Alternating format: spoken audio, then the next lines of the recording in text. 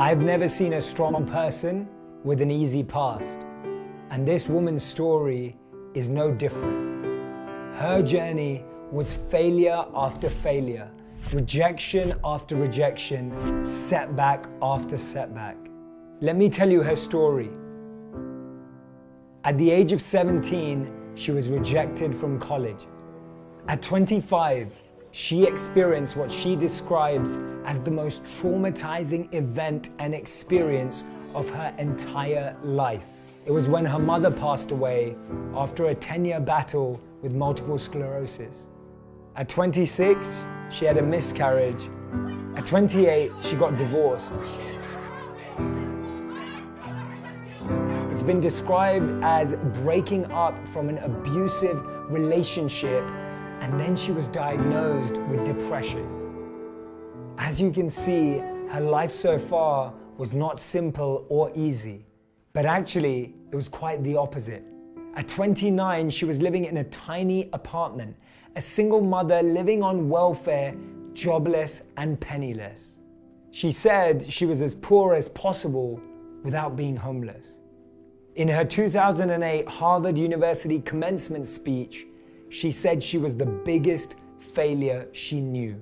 And at 30, after suffering the loss of her mother, after being rejected from college, after being in an abusive relationship, after going through a miscarriage and giving birth and being jobless and penniless in the UK, she wanted to commit suicide.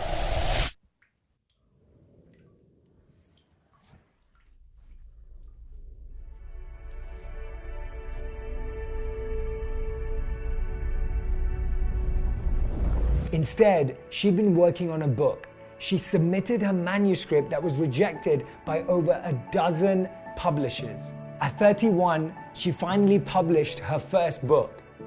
At 35, she became author of the year. At age 42, she sold 11 million copies of her book within 24 hours. Her name is J.K. Rowling, the author of Harry Potter. She has become one of the most successful authors of all time and one of the wealthiest women in the world, but all through a struggle, pain, and journey of hardship. In 2006, she told a newspaper that most of her books are about death because of how she lost her own mother. And that's in Harry Potter's experience of the death of his parents, and also in Voldemort's addiction to immortality. Because she stated, "Aren't we all frightened of death?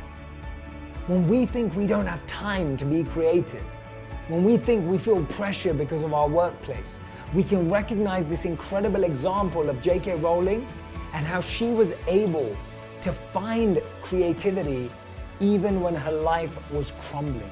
In 2011, Forbes estimated her worth to be $1 billion. But allegedly, she doesn't have that ranking anymore. Do you know why? Because she decided to donate a significant amount of her money to charity.